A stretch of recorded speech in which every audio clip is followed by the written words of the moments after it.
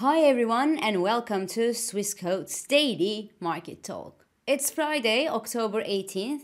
The European Central Bank yesterday delivered its third interest rate cut this year and said that inflation in the Eurozone will soon be under control. Then the US printed stronger than expected retail sales figures yesterday by around the same time than the ECB decision, hinting that the Federal Reserve those on their turn should calm down a bit with their interest rate cut expectations. But happily, that barely gave cold feet to the US stock investors as TSM and Netflix results blew past expectations.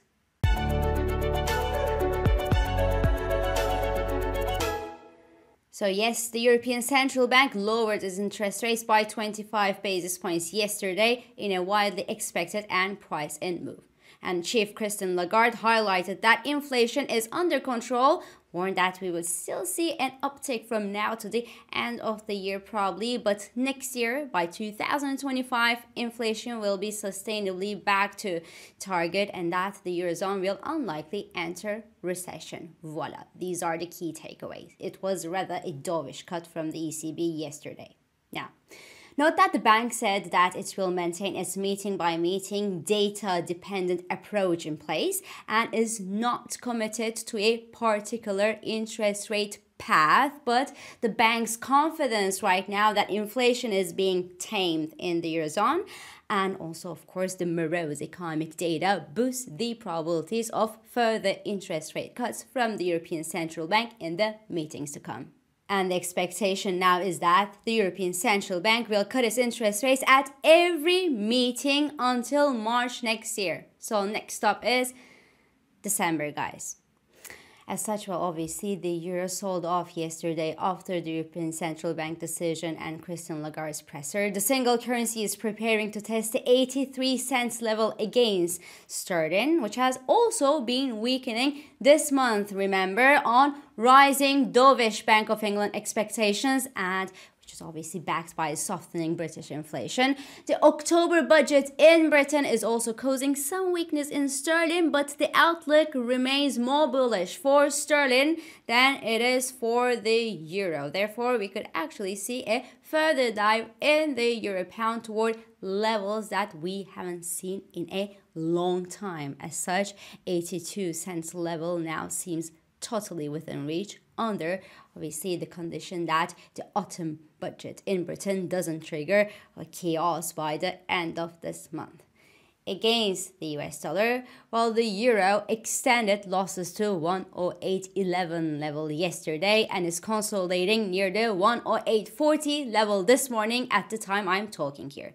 But some of this weakness in the euro dollar could also be attributed to the strength of the US own economic data that showed yesterday a stronger than expected retail sales number in September, a bigger than expected jump in Philadelphia Fed's manufacturing index, and also some jobless claims numbers in line with market expectations.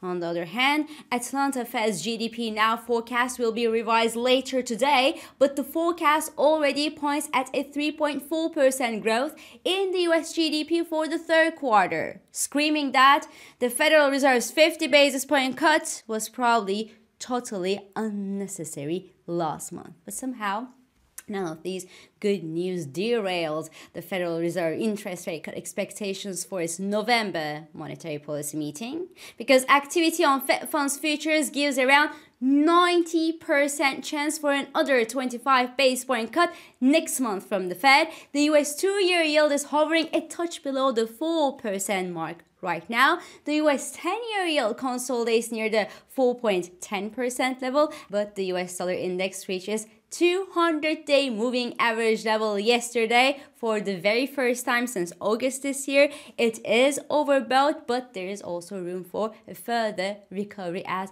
most of the news that come from the US is looking quite good.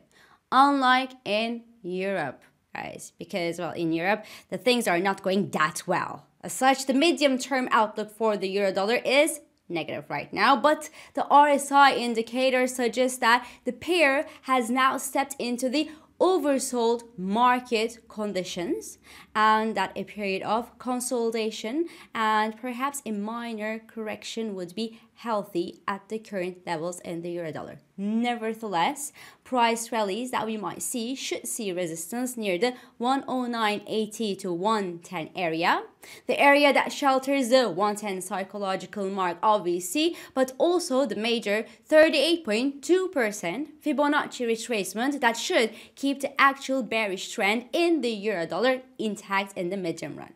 On the downside, a sustainable move below the 108.35 level, which is the major 61.8% Fibonacci retracement on the summer rally, should eventually pave the way for a deeper sell-off toward the 107-107.30 range.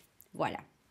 In the equity space, the SOX 600 index reacted positively to the dovish ECB decision of yesterday. The prospects of further monetary policy easing and lower interest rates helped taming the disappointing ASML and LVMH results that were announced earlier this week and should eventually help counterweight the gloomy economic outlook of the Eurozone and these not so promising earnings season in the whole continent as well. After all, the European stocks are more cyclical than their major peers, and this is why they should continue to benefit from a period of global monetary policy easing cycle. And hey, the latest data from China also printed a slower than expected GDP growth number in the latest quarter, but industrial production and retail sales in China jumped more than expected by analysts in September, and that's good news. And maybe, but just maybe, the China-sensitive companies of Europe could eventually benefit from a part of the Chinese stimulus measures of late. In the shorter run, the latest data from China gave a boost to the CSI 300 index in China today before the weekly closing bell and should also help US crude close the week above the $70 per barrel psychological support as well. Now, on the other side of the Pacific Ocean, things are looking quite good, to say the least, because the earnings season in the US is going quite well.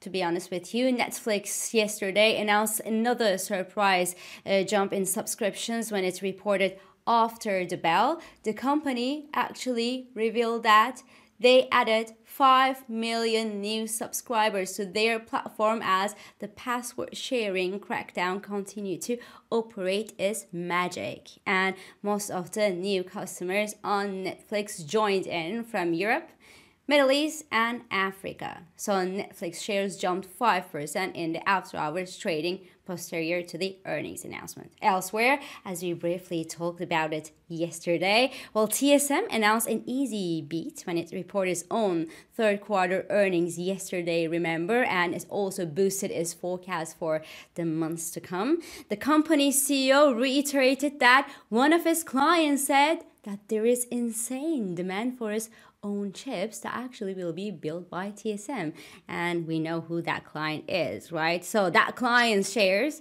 Nvidia shares, gained 0.89% yesterday on strong TSM earnings. It wasn't much, obviously, compared to the rallies that we are used to, around 4 to 5%, for example, but the stock hit a fresh record level for the very first time since June.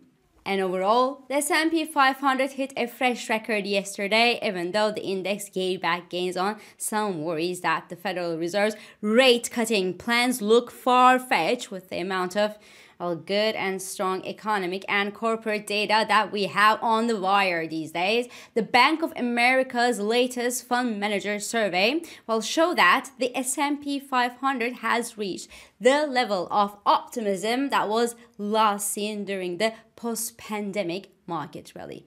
Allocations to stock surged and exposure to bonds fell in September, according to them. So the high level of optimism is good, but it also means that there is room for it to fade. This being said, the VIX index is gently fading these days, and the headlines will give no particular reason to reverse investors' appetite, at least for now. So this is all for this week. I'm İpek Özkardeşkaya, and thank you for joining me, and thank you for all your beautiful and supportive comments.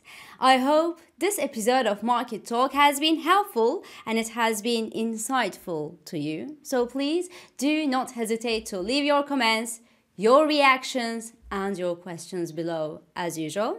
Follow us on Instagram, on X, and on LinkedIn for regular market updates. Subscribe to our YouTube channel for daily market comments. And please don't forget to hit the like button on these videos to let us know that you enjoy them. Now, I won't be here a good part of next week, but I will be back by Thursday. And until then, well, good luck trading and have a lovely weekend.